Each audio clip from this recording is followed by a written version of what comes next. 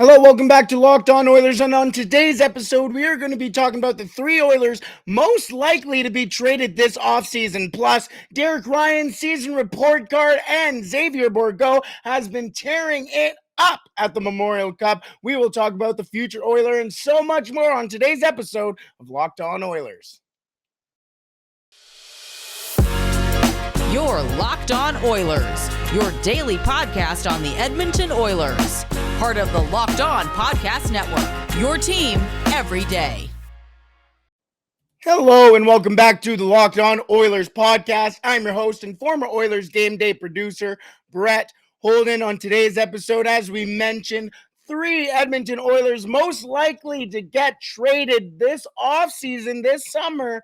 One of them may surprise you. Plus, Derek Ryan, his season report card, little here, little there. Not too bad of a season for Derek Ryan. So we will go over just what he did well, what he didn't do well, what he needs to work on. Kind of like how he said Jay Woodcroft really helped him throughout the season. Plus, Xavier Bourgault and the Shawinigan Cataractes are a win away from the Memorial Cup finals.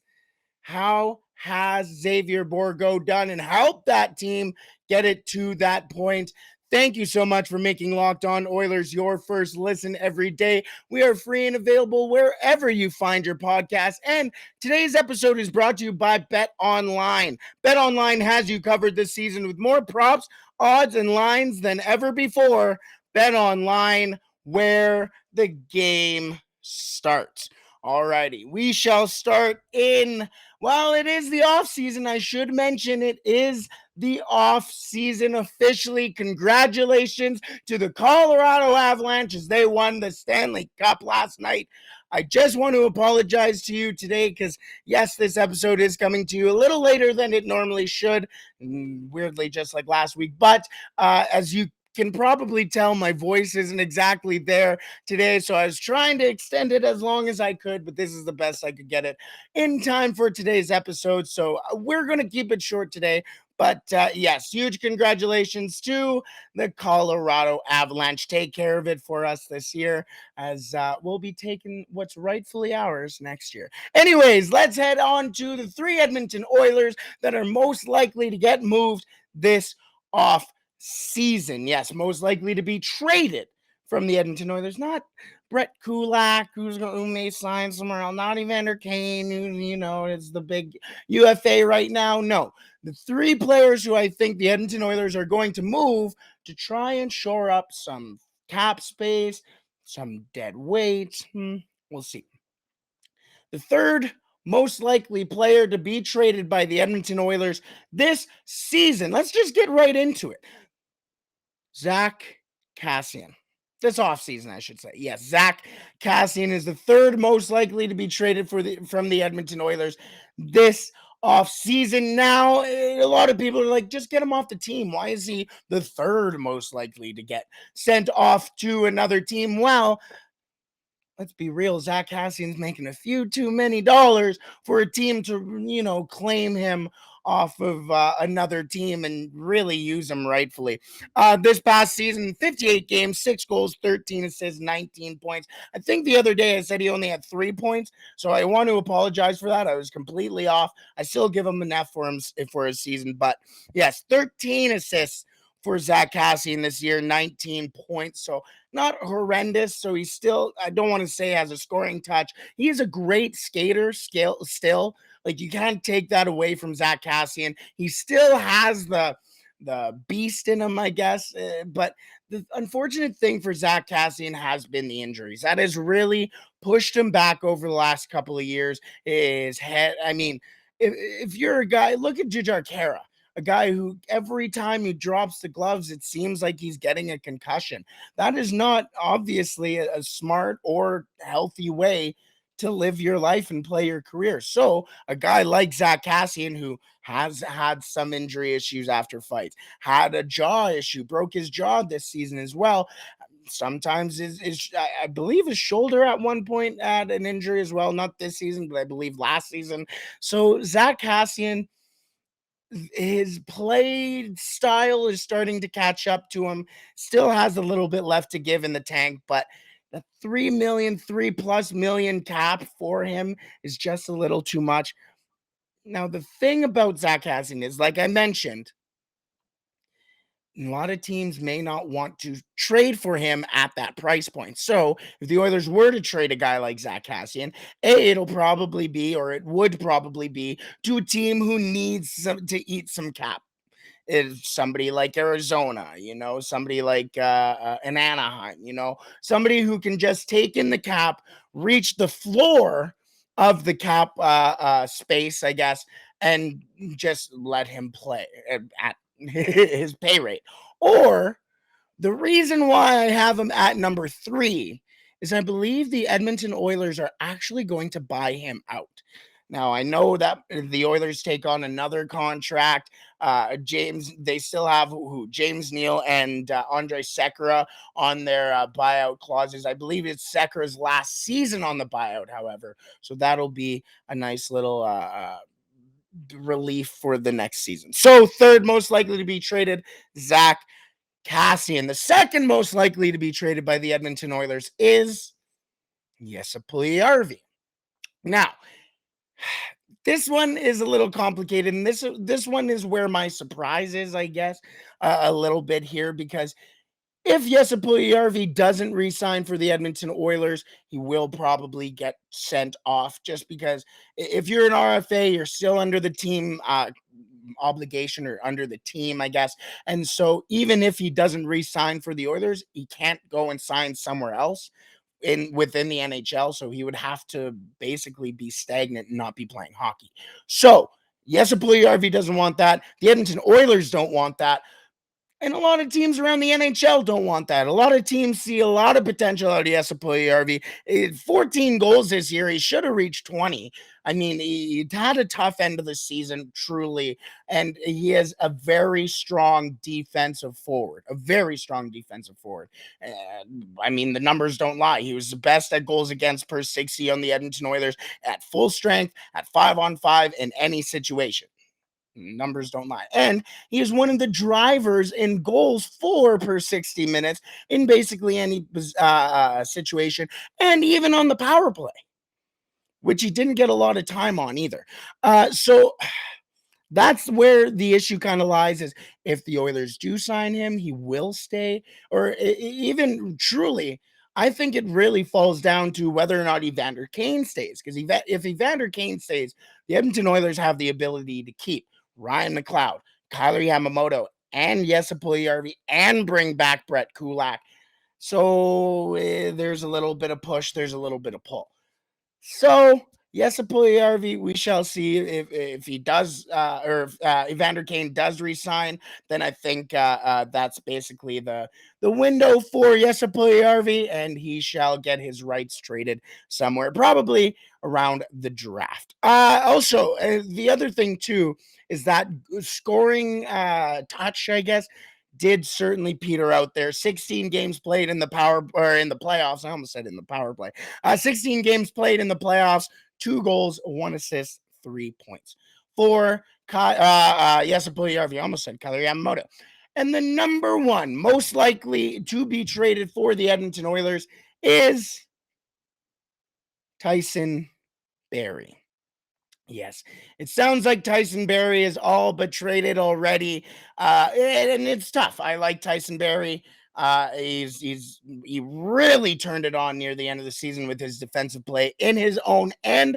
So it's going to be tough to see him go. Obviously has the offensive upside. I mean, in 73 games played, 7 goals, 34 assists. The season before, he had 40 assists.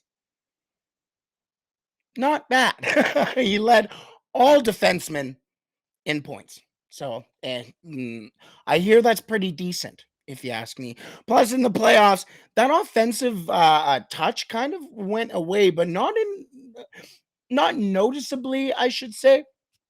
1 goal, 4 assists, 5 points in 14 games for him, but it was the defensive play that really, really showed up out of nowhere for Tyson Berry. Ever since Jay Woodcroft came in, Tyson Berry became a very strong defensive defensemen are stronger in his own end, and definitely in the playoffs, him and Brett Kulak were probably the best defensemen for the Edmonton Oilers throughout the entire playoffs. So Tyson Berry, he has that high price point. He's basically doing what Evan Bouchard can do, but for cheaper. Plus, guys like Dmitry Samorukov might be coming up if he isn't also traded. Marcus Niemelainen is also coming up. Philip Broberg, of course, is also coming up as well. So the Edmonton Oilers have basically half of their defensive core next year coming up from Bakersfield and injuries and stuff like that for this next year. So there's not going to be a lot of room for a guy like Tyson Berry. What can the Oilers get out of it? Probably assets, probably some cap space as well. Obviously, some cap space, but could you throw him in a trade for somewhere to Montreal, like a Josh Anderson or John Gibson? I don't know. We shall see. But those are my three most likely Oilers to get traded this summer. Number 3, Zach Kassian. Number 2, Jesse Puljujarvi. And number 1, Tyson Berry, who it sounds like he's basically already out the door. Alrighty, we shall move into Derek Ryan and how he did this season in just a second. But first, I want to tell you about our partners over at BetOnline. BetOnline.net is your number one source for all your betting needs and sports information.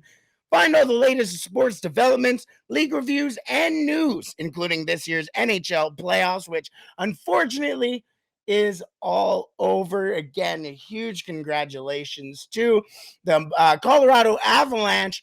And you can also take a look as well on BetOnline at the QMJHL, the Memorial Cup. It feels like the QMJHL finals after the Edmonton Oil Kings got bounced, but the Memorial Cup odds are also on BetOnline as well, so make sure you take a look there. See if our boy Xavier Bourgault has some extra lines as well. BetOnline is your continued source for all your sporting wagering information, including betting, esports, scores, and much more. And BetOnline.net remains the best spot for all your sports scores, podcasts, and news this season. BetOnline.net is the fastest and easiest way to check up on all your favorite sports and events, including MMA, boxing, and golf. By the way, if you didn't watch the UFC Fight Night this past weekend, holy, you missed a great card all around. Head to the website today or use your mobile device to learn more about the trends and action. Bet online, where the game starts. Alrighty, let's move on to Derek Ryan and take a look at how he did this season in his season report card. But first, it's our little break. It's our little hydration break. It's a beautiful Monday morning. Hopefully the sun stays, because every time I say the sun and it looks beautiful out, about 13 minutes later, it starts raining. So I apologize for that. Let's hope this stays for a little longer. But quick hydration break, as you can hear my voice really going already. So I got tea today. I have tea, not coffee or anything Starbucks related. Tea today. But Derek Ryan, I wonder what he's drinking for coffee or drinking for breakfast this morning. As Derek Ryan brought a good old, kind of local boy, an Edmonton boy, as he played at the University of Alberta before he moved to the NHL. So when the Edmonton Oilers brought in Derek Ryan this past offseason, a lot of people really liked it. Everybody thought that this was basically, oh my goodness, the analytics on this guy, this is signing of the season. To which I immediately went, okay, let's pump the brakes here a little bit. Derek Ryan, solid bottom six guy. Started off the season, but like he said, when he wasn't playing well and when a lot of Edmonton Oilers weren't playing well under Dave Tippett, the Edmonton Oilers just didn't really know what they needed to adjust. So they just kept going out there and playing poorly. Obviously, if you're playing poorly, you got to play better. But if you're coming into each game and the coach is coming in and going, you got to be better, it's not helping anybody. But like Derek Ryan said, once Jay Woodcroft came in and guys were having issues, he came to you individually and said, This is what you need to work on. This is what you need to work on. This is what you need to do less of. And then, like Derek Ryan said, oh, now I'm in the lineup every game. Now I know what I'm doing right, what I need to do right, what I'm doing wrong, what I shouldn't be doing. And then you have Jay Woodcroft say about Derek Ryan in the playoffs that he's our Swiss Army knife. Not everybody is going to be Connor McDavid or Leon Draisaitl. You need guys who are going to be strong in your own end, who are strong in the face-off dot, strong in the corners. You need guys who just do it all. That is why, this is kind of off topic, but that is why you don't see a lot of just big enforcers anymore, because you cannot have a guy out there or in your lineup who can't do something else, who all they can do is just fight, be tough, and just be physical. You can't have that in today's NHL. You need a guy who can be physical and kill penalties and work on the power play and move the puck. There's not a lot of just one type of guy in the NHL anymore. And to go back to Derek Ryan, he's one of those Swiss Army knives left in the NHL. Now, when you take a look at the advanced statistics, and I'm going to go into the goals for and goals against for Derek Ryan, or per 60 minutes for Derek Ryan, and they aren't great. I'll be real with you. But that's not what Derek Ryan was brought in for. And taking a look at the goals for per 60 and the goals against per 60, in all situations, he was at a 2.38 goals for, which was 20th on the team. Not fantastic. In all situations at goals against per 60 minutes, it was a 4.3, which was fourth last on the team. Not fantastic. So we're not off to a great start there. At 5-on-5, he was 2.78 goals for per 60 minutes, which was 11th on the team. So pretty, again, he's not necessarily a guy who's going to be playing all the minutes on the penalty kill, and he's certainly not going to be playing on the power play with the team the Oilers have. So that 5-on-5 is pretty important for a guy like Derek Ryan, because that is when he's going to be deployed the most, when guys like Connor McDavid and Leon Draisaitl need a rest. You need just a hard-nosed, strong shift. Derek Ryan, with basically a middle of the pack, just underneath the middle of the pack, 4 goals for per 60 minutes, not too bad at 11th on the team. But goals against per 60, he was a 3.08 goals against per 60, which was 25th on the team. I think the only guys lower were like Devin Shore and like Colton Sevier. I think I saw Brad Malone down there too. So not necessarily a bunch of guys who are there working every game and being consistent, where Derek Ryan played 75 games. So not necessarily the best numbers there. And on the penalty kill, this is the unfortunate number. It seems like 11 goals against per 60, which was fourth last on the team and 14th worst in the league. Those aren't great. The Edmonton Oilers had a decent penalty kill. They were stronger near the end. But an 11 goals against per 60, the 14th worst in the league, not exactly a guy I'm confident putting out on the ice in times where you can't concede a goal.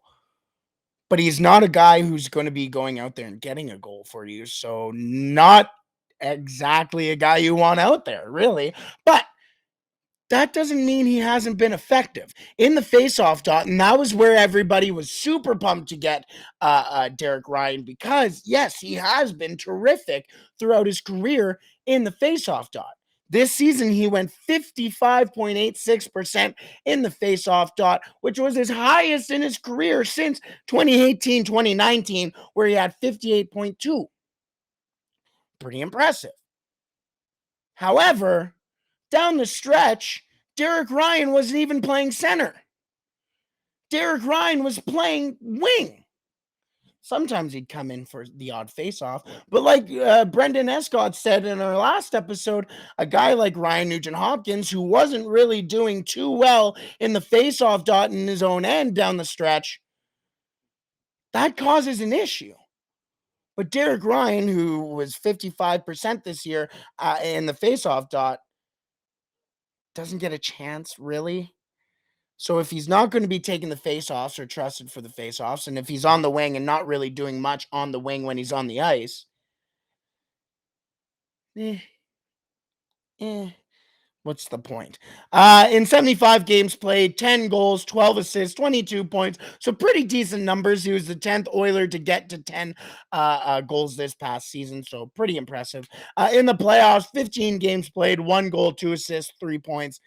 Yeah, what you basically expect as well. So a decent season from Derek Ryan, all told. You wish you got a little bit more in regards to the statistical outputs, I guess, like the goals against per 60 minutes, especially on the penalty kill, especially in his own end where he's going to be played most of. Nice goals for per 60 at 5-on-5. So that is positive, not only for the Oilers if they do keep Derek Ryan, but maybe for another team as well if they do want to poach a guy like Derek Ryan. Not going to say no if it's at the right price. So Derek Ryan, his season report card, his final grade for this season is a C plus. Not bad, not bad. As I always said in my academic career, C's get degrees, baby. Big C's guy. Alrighty, let's move on to Xavier Bourgault, as he has had a fantastic couple of months, really, for the Shawinigan Cataract, and a lot of Edmonton Oilers fans are taking a look at him, going, okay, I see you. I see you. And plus, a lot of guys or a lot of fans as well have taken a look at what Xavier Bourgo has done, and especially over these playoffs, and just went, ooh, let's not trade this guy. Let's not trade this guy. First, I just want to thank you so much for tuning in to Locked On Oilers and making it your first listen every day. We are free and available wherever you find your podcast. Plus, Locked On NHL as well covers the playoffs like no other. What a great job done by them over these past playoffs, really. And now that the playoffs are done, just want to give a huge applause to them over there. Alrighty. Xavier Bourgault, what a season he has had. I don't want to call it a coming out season because last season he really excelled and obviously got to the first round and selected by the Edmonton Oilers in that first round. Now, in these Memorial Cup playoffs, he is tied for the points lead with 6 in the Memorial Cup, tied with William Dufour from the St. John Sea Dogs, Maverick Bourque, his line mate and teammate, who a lot of people have gone, oh, well, if he can't do it with Maverick Bourque, can he do it at all? Well, there were times when Maverick Bourque has been bumped off his line, and guess who's driving the rest of the team offensively? Still Xavier Bohr. He's looked fantastic everywhere. He just finds ice. Plus, as well, Logan Morrison from the Hamilton Bulldogs also tied with 6 points in the Memorial Cup. The thing about Xavier Bourgault that's really impressive, like we just mentioned with Maverick Bourque, is that he can be taken off that line with his teammate that he has so much success and rapport with, and just go out there and be just as dominant. Go out there and win puck battles. Go out there and find open ice. Get a clean shot on goal. Terrific shot on goal. I think he has 13 shots on goal so far this Memorial Cup. And the points, his vision is fantastic. He can find his teammates all over the ice. He's got a little bit of bite to him as well. In 3 games played, 2 goals, 4 assists for those 6 points as well. And him and his Shawinigan Cataract play tonight against the Hamilton Bulldogs to see who goes on to play the St. John Sea Dogs in the Memorial Cup final. If you haven't watched any of the Memorial Cup yet, these last 2 games, please make it a mission for you to watch these 2 last games because they have been fantastic. I just want to say sorry to the Edmonton Oil Kings. Good shout out to the Edmonton Oil Kings as well for a fantastic season. Just a fantastic season. I think they were robbed of this opportunity, but it's a little reminiscent of that 2012 Edmonton Oil Kings team as well. So maybe it seems like those Oil Kings aren't done yet. But huge shout out to the Oil Kings. Fantastic season. I'm sorry sorry I jinxed it saying you guys would win on Wednesday. I apologize. That night, the Edmonton Oil Kings went on to get eliminated from the Memorial Cup. So, again, apologize for that. But the Memorial Cup, one of my favorite traditions and my favorite tournaments of all of them. And they're going to end after the Stanley Cup Finals. Is yes, the Colorado Avalanche won the Stanley Cup. Huge congratulations to them as well. I just want to say huge congratulations to Chris and Kyle over at Locked On Avalanche. So if you haven't yet, make sure you head over to Locked On Avalanche today and give them a huge congratulations from us Oilers fans and tell them to take care of it for us. I know they already dented it. Thanks, Abe Kubel. Thank you. We'll have to buff that out for you next season, but we'll take better care of it next year. No, I'm just kidding. Alrighty, everybody. I hope you have a wonderful Monday. Almost said weekend. Unfortunately, we still got a bunch of days until Friday. Until it's Friday again, but that's all right. I hope you have a wonderful Monday. I hope you have a wonderful week. Stay safe. Don't do anything I wouldn't do.